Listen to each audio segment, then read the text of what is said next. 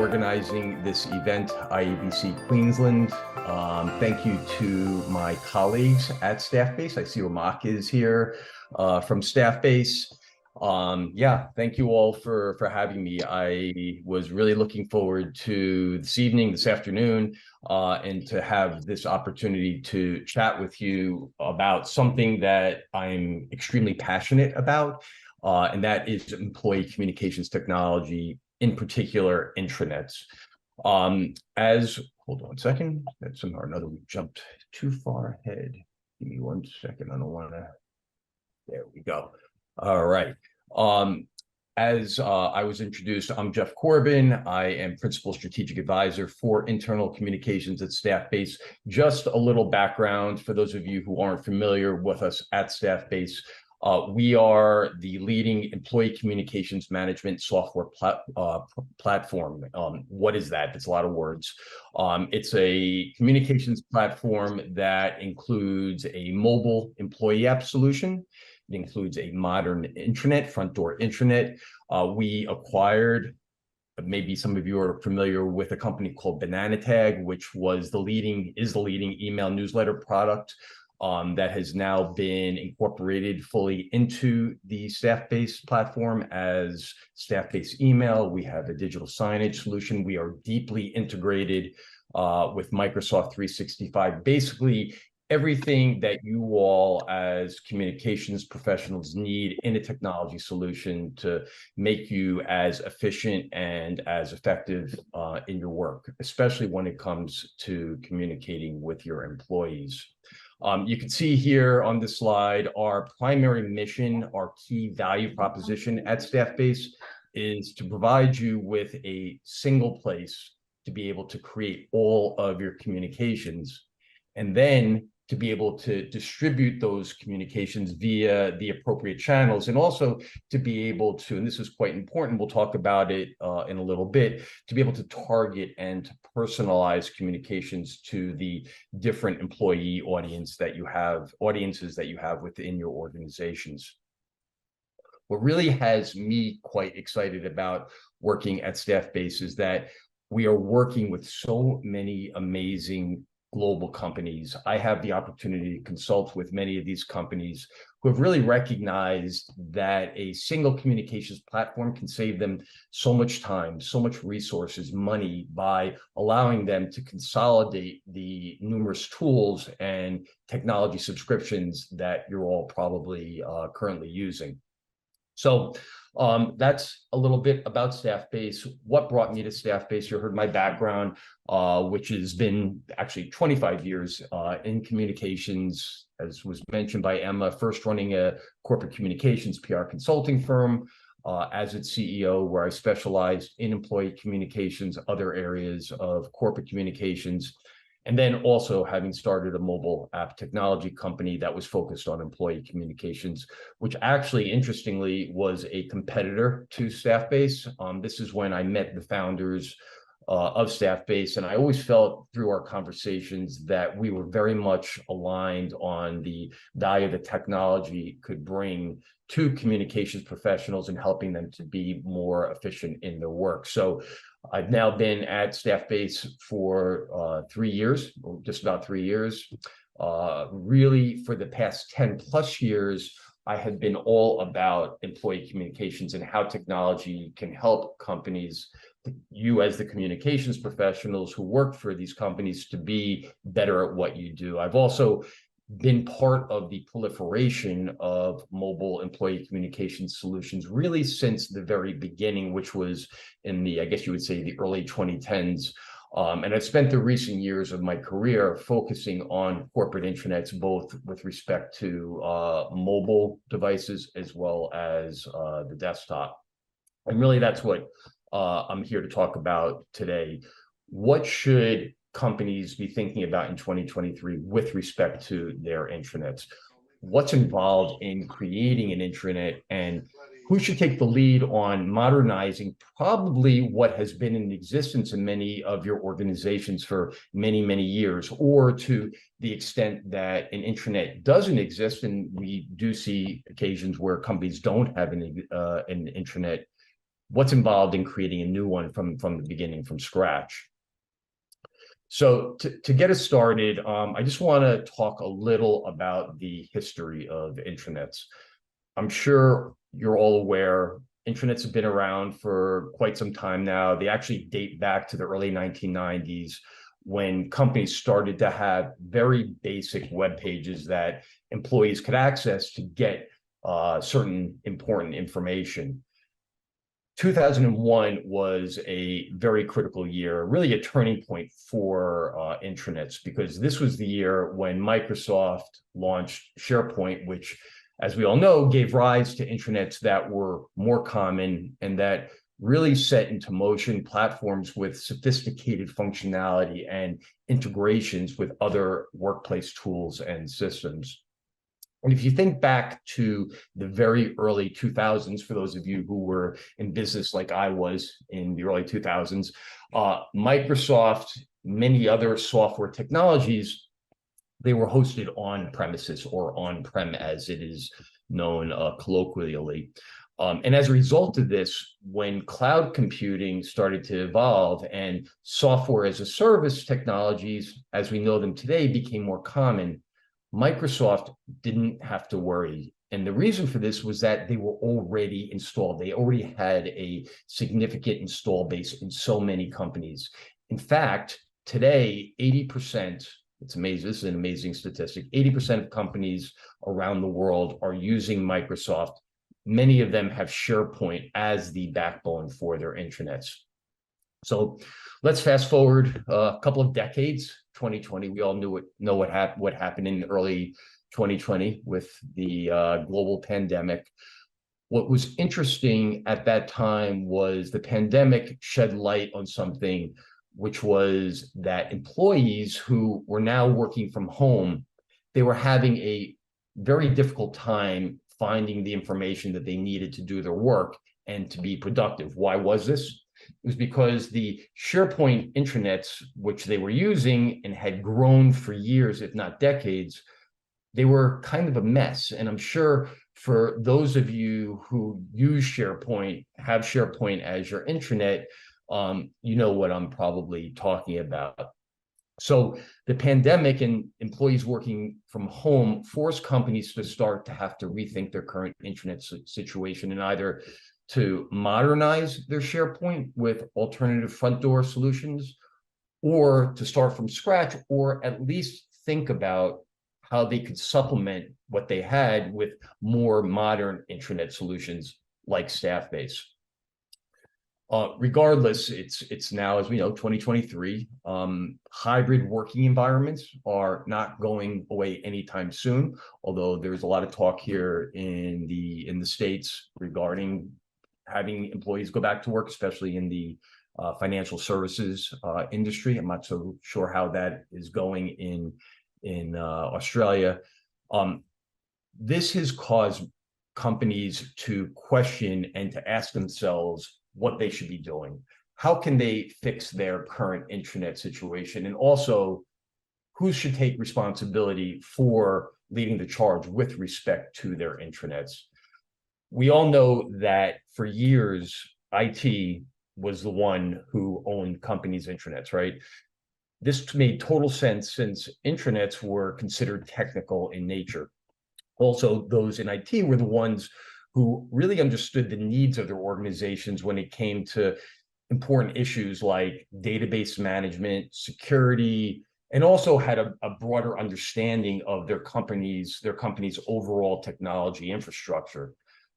But at the end of the day, question whether IT professionals are the ones who are ultimately going to be the ones responsible for the content that goes into an intranet, or is IT really best positioned to organize the content so that employees have an easy time when it comes to accessing the information, the content that they need to do their jobs? And the answer, at least in my opinion, and from my experience, is that they're really not the best suited for this responsibility. So What we're seeing, what I'm strongly advocating for, is a tighter and a more collaborative partnership between those in communications and IT. And the good news is that we're starting to see this happen. As was mentioned before, as I mentioned before, I've been in the communications industry for the better part of my career. Everything that we do in communications is about content, whether it be content creation or the distribution and communicating of content, right? So it only makes sense that communications should be in the driver's seat of any intranet project.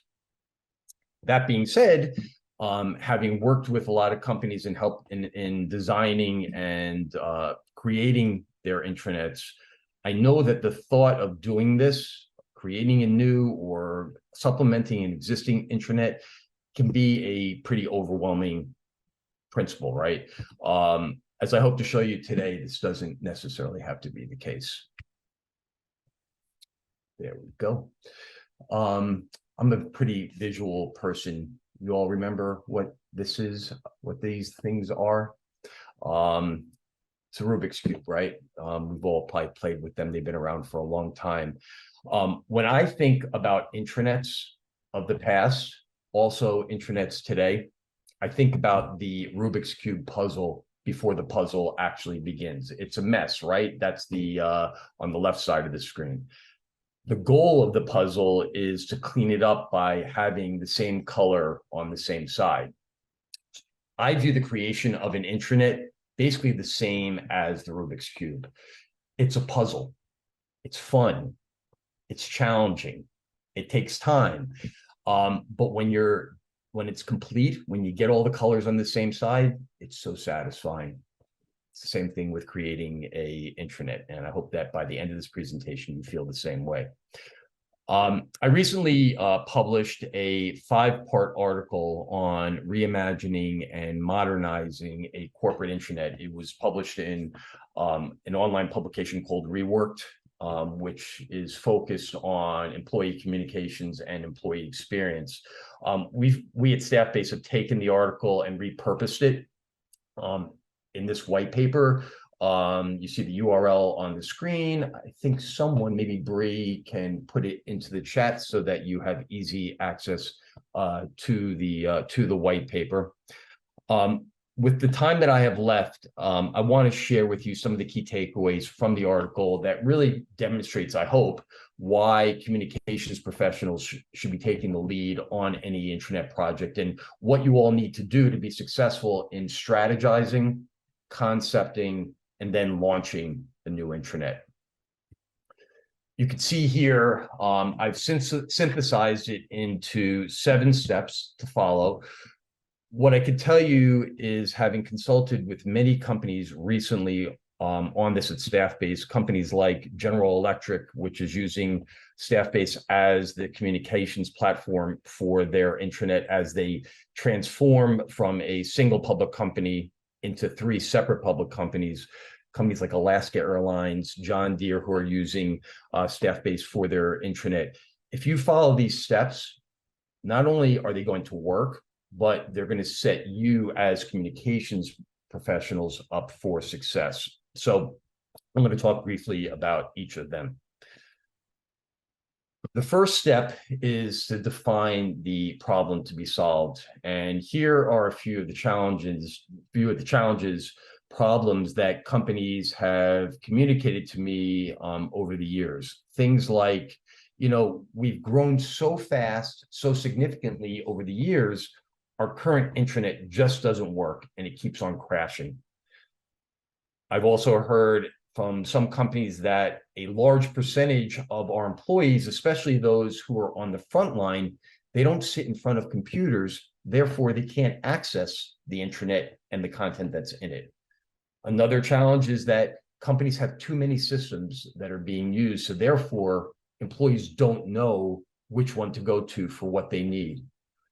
And one other challenge is that companies' current intranets don't allow for them to personalize communications, and it's a one-size-fits-all solution, and therefore there's so much information, so much clutter, that it's not relevant to many employees, and employees can't find what they actually need to do their work.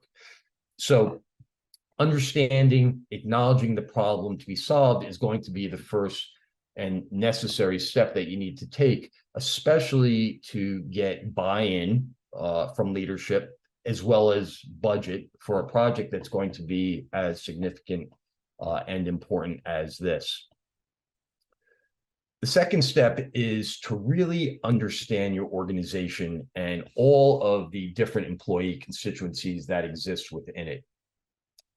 So modern intranets today allow for the ability to target content to different classifications, different groups of employees, to make for a more relevant and personal employee communications and user experience. I've heard in some of my conversations with communications professionals that they believe that human resources should own this responsibility. I would suggest that it should be a partnership between communications and HR, but that communications is just as well positioned to do this and actually can benefit from it and really become the go-to source for not only understanding the demographics of an organization, but also the specific communications needs of each constituent of employees within your companies. Step 3 is deciding how granular you want your segmentation to be. So I'm going to use as an example a hotel or hospitality organization that employs thousands of people. The content and communications that a front desk employee needs is going to be very different from what a housekeeper needs, right?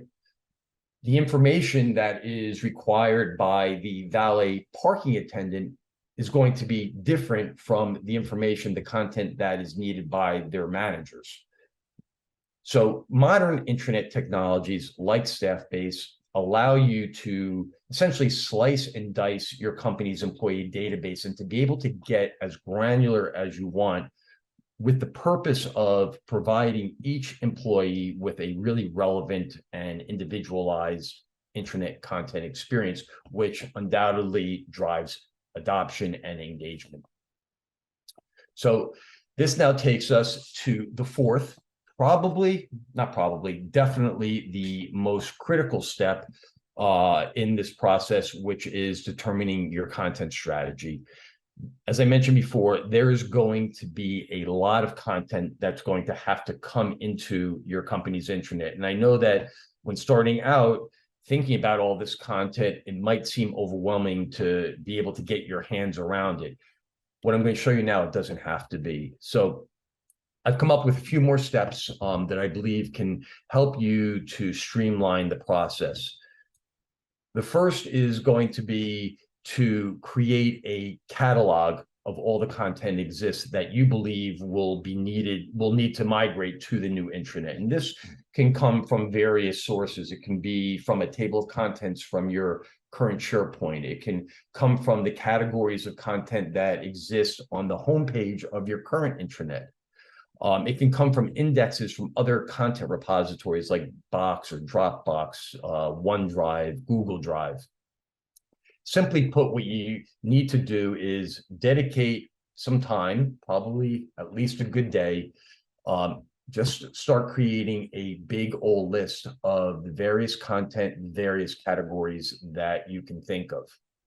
Then once you've done this, schedule meetings with all of your relevant business stakeholders who are also going to need to have their content become part of the intranet. Schedule an hour or two with them and work with them to decide what content stays, what content needs to be in the new intranet, and what is old and can be archived. I'm sure there's much content that employees have not looked at for years, so there's no reason to bring that over. More important is to let all of your business associates know that you in communications are taking the lead on this and that you want to partner and to really support them in this important initiative. So with all this content in front of you, the next step is to identify, oops, 1 second, there we go. identify each piece of content as one of the following content types. And you can see here, this is where the Rubik's Cube analogy comes into play. There's 5 content types that we've come up with at Staffbase. If you could think of any others, please let me know. But I think every piece of content should be able to be classified in one of these 5 types, which I'll mention in a moment. But by color coding them, it's going to help you to organize the content better, and also, as I'll discuss in a little bit, architect and design your intranet so that it's really an engaging solution. So the 5 content types are pages and information. This is going to be your documents, PDFs, multimedia, all the static content that probably doesn't change that frequently, but that employees need to access on a regular basis. The next is going to be news and communications. This is your ad hoc announcements, your notifications, alerts. It's the day-to-day content that you're creating and pushing out. Third is services, tools and services. These are the systems that employees use in their daily work. We have processes. So for example, giving employee kudos or incident reporting, registering a guest who's going to be coming to visit, things that typically require employees to fill out some sort of form. And then the last content type, social walls and engagement content. As I mentioned, from my experience, every piece of content should be able to fall into one of these 5 content types. And with this complete, now the next step is to group the content into larger categories of content, or clusters as we refer to them. So what am I talking about here? Oops, little technical difficulty. When you think about your desktop intranet, what are the top navigation topics that employees are going to want to see front and center, so that when they click on one of them, all of the content that they would expect to find with regard to that topic is nicely organized and easy to find? So, for example, and as you can see here, an HR hub, quick links, tools and resources, our departments, about us, things like that. Next, you're going to take all that content, which you've already color-coded based on content type, and you're going to move each piece of content under the appropriate category. And then last, with all the content now in front of you, nicely organized, take a rest, go home, maybe sleep on it for a couple of days, and then come back and evaluate it to make sure that all of this content and the way that you've organized it consists of a nice balance of what I like to refer to as need-to-know content. That's the content that employees need to know to do their jobs and to live their lives.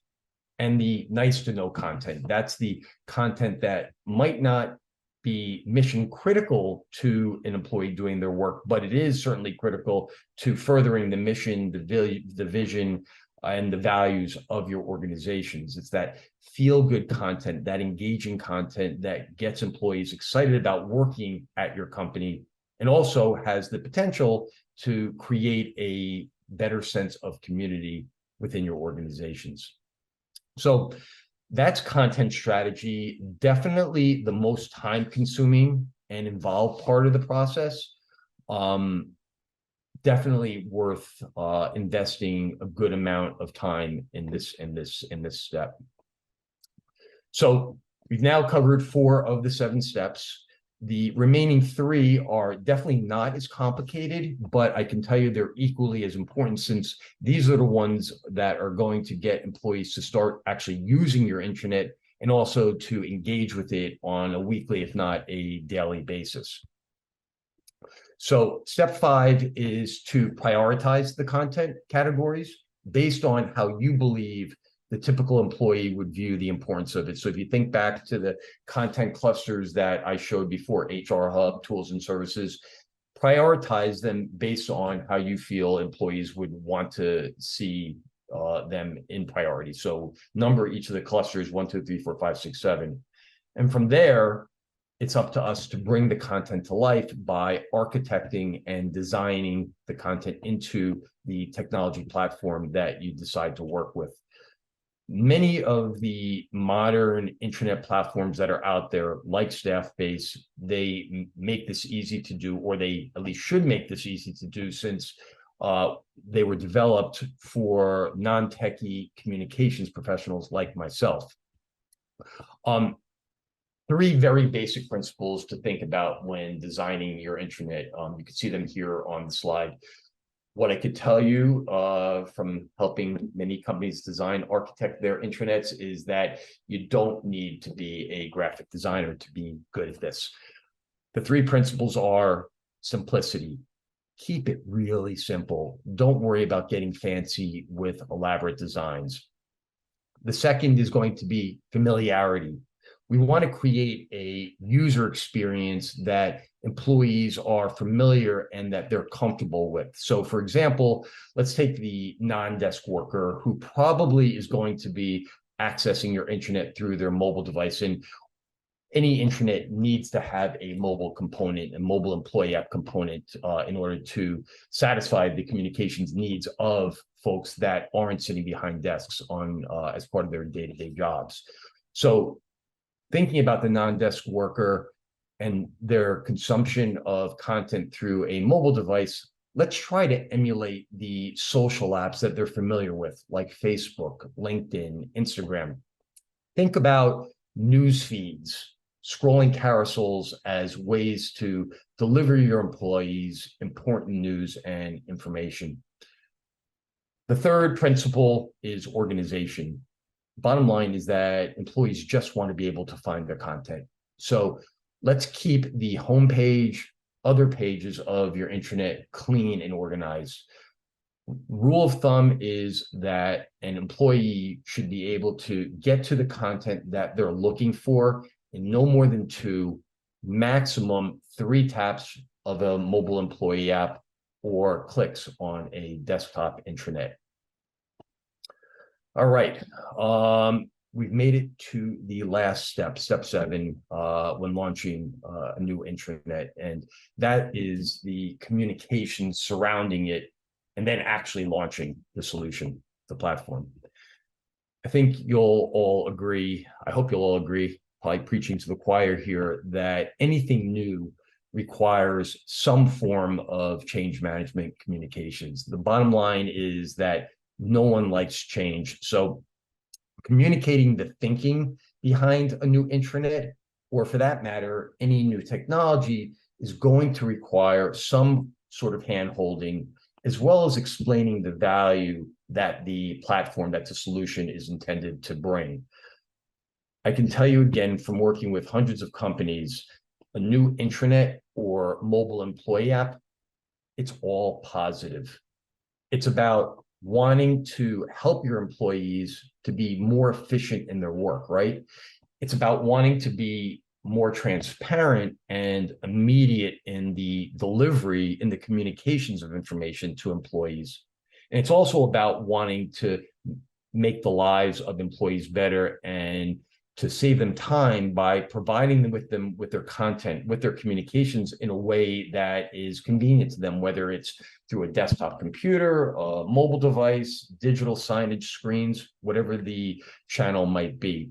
The bottom line is that there is no hidden agenda here other than wanting to make the lives of our employees better. One last thought when launching your intranet. Think of it as a significant opportunity for your company. You're not going to be launching a new intranet every year, let alone every decade. So you don't want to waste this opportunity. It's something new. It's something exciting. And as I said before, it's all positive. So make something of it and have fun launching your new intranet. I say to many of the companies that I consult with that launching a new employee communications technology can and should be treated as an employee engagement strategy in and of itself. Whether it's on a shoestring budget or a more elaborate budget, it's really an opportunity to get in front of all your employees, to rally them around the great things happening at your companies, as well as the fact that you really do care about them and are trying to help them. So I hope that gave you some good thoughts on what's involved in creating an intranet. I hope that you're not overwhelmed and that you're ready to attack it if appropriate for your companies. I really, again, appreciate the time, the opportunity to chat with you all. I would love to connect with you on LinkedIn. Here's my LinkedIn URL. Also, if you want to schedule a in-person call, always happy to do that. You have my email on the screen. Just remember, we are 14 hours behind you. So preferably in the morning, my time. In any event, thanks very much.